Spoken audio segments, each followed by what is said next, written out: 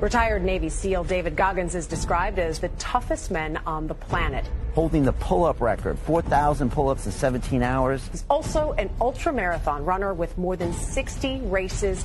Everybody thinks I'm Superman. I had to tell them the truth. I was not always this strong guy you see. David Goggins is the only member of the U.S. Armed Forces to ever complete SEAL training. He beat the living hell out of me. U.S. Army Ranger School. I had stuff in my notebook, we're going to kill you. And Air Force Tactical Air Controller training. That's when the real war started for me. Athlete, speaker, soldier, and New York Times best-selling author, often referred to as the hardest motherfucker on planet Earth.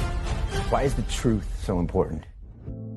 I'm about 7, 8 years old, and I hear some ruckus outside my room as I'm getting ready to bed down for the night. And my dad is smacking the hell out of my mom and knocks her. She falls down. He grabs her by her hair and drags her down the stairs by her hair. And so at this age, I'm sitting thinking, man, what the should I do, man? Like, I'm scared, but then something in me saying, you got to go and do something. So I go on the stairs and I jump on his back. And he beat the living hell out of me. And he beat me literally from my neck down to my ankles. The next morning, I was gonna go to school half the day. My mom woke up and she pulled the covers back.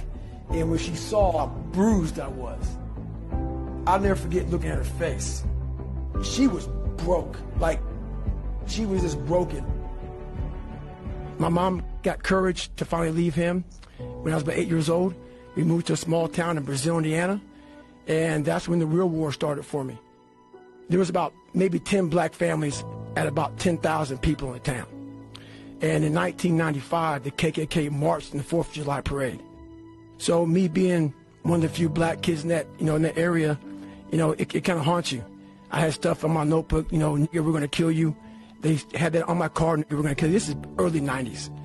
And even though I showed it didn't hurt me, it was jacking me up. So all the insecurities I had when I was a kid with my father, it just got worse and worse and worse. And the shit haunted me, but I was doing nothing about it. And so my mom and I, she was gone working 3 jobs. We lived in a $7 a month place for a lot of the time. And she had a hard way to go. I kept everything from her pretty much.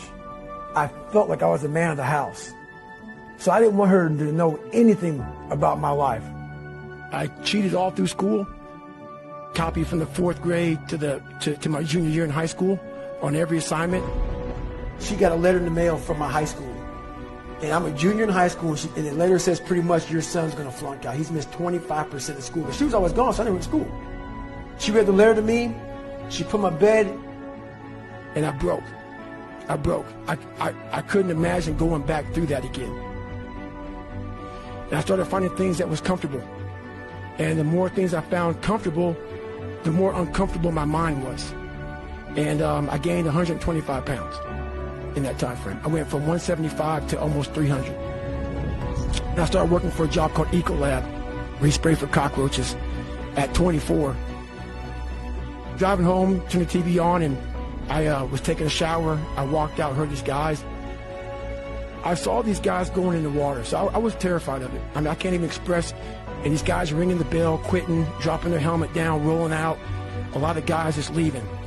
And it made me reflect on my fears, my insecurities. And I saw real men, what I thought were real men who were staying, who were overcoming adversity, who were overcoming all these different things that I had blamed so many fucking people in my life, my dad, my learning disability, my skin color, me being everything. And so I sat there for a while, and I was like, no one's going to fucking come to help me.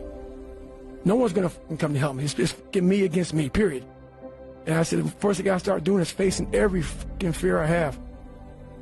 At this point, I actually drive back to Buffalo, New York to see my dad. Haven't seen him in years because I realize now I got to fix some shit. I'm blaming everything. But I need to go back to the root of the problem, which is my dad. I got to face the demon. I got to go back and see what made him so fucked up to make me so fucked up. Why am I fucked up? And I go back as an older man now. I'm in my 20s. I'm not a kid anymore. And I realized he was the same man that he was. I looked at him in a way, we never said sorry to one another. and he went off about my mom and my grandparents and all kind of shit. But I looked at him in a way that I realize now why you f***ed this up. Somewhere in your fucking life, something f***ed you up, and you didn't deal with it. And so you put that shit on me, my mom, and everybody around you. I'm gonna deal with my shit. You gave me this. I'm gonna fix it though. I go home, several months go by. What it was, I was obsessed with Rocky. When I was a kid, I'd come home every day, and I would fast forward with the little VHS tapes to round 14. When Apollo Creed beat the fucking shit out of Rocky, beat the shit out of him, he kept fighting. He was a dumb fighter. That was me. Couldn't read, couldn't write. Apollo beat the shit out of him. He was in that corner, and everybody was saying, stay the fuck down. And him getting up, Apollo Creed raised his arms up in the air, turned around, thought he wanted to fight. He turns around and sees this guy getting up, and it was the face of Apollo Creed that changed my life. The face of Apollo Creed. It was like, just by that motherfucker getting up, not winning, just by him getting the up, Rocky had taken his soul. His head goes down, he looks at him like, what the are you? But it said, this motherfucker is going to keep coming after whatever the is in front of him. I want it to be that. I wanted to feel something besides defeat. I wanted to just go the distance. I wanted that worse than anything in the world. And now I'm like, okay, here we go. It's time to be a Navy SEAL. Hell Week is 130 hours of continuous training. You might get 2 hours of sleep. And what it does is, it's designed to break a man. If you only fix the surface, you will never get through Hell Week. We're all, a lot of us are going through a hard time in life. Some people have been bullied. Some people are just stressed out. Some people are insecure. And the world puts a lot of this shit in your mind. It's not just you. I had to develop a mindset that was indestructible. I had to armor plate my mind. It's about what you're saying to yourself, but it also comes with work. We have a factory, a nice governor in our brain, and it's a survival mechanism. It protects us from pain and suffering. The second we feel that shit, our mind says, oh no, this isn't fun. We should back off. We should sit down, find something more comfortable. It knows what you're afraid of. It knows your insecurities. It knows your deep, dark lies. And it starts to push you away from that shit. It pushes you in a direction that is comfortable. This is the time where you have to gain control back of your mind. I had to build calluses in my brain the same way I built calluses on my hands. The only way I can turn around is put myself through the worst things possible a human being can ever endure. And that'd be the only way that I can build this brain to handle anything that comes in front of it. Retired Navy SEAL David Goggins is described as the toughest men on the planet.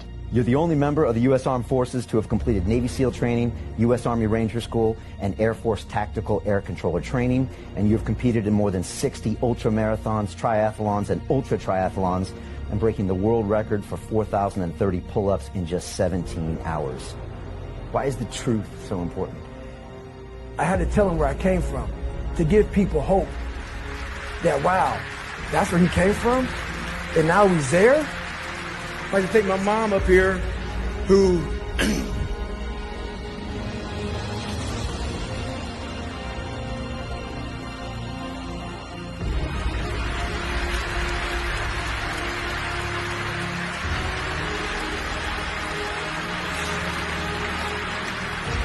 He never picked me up.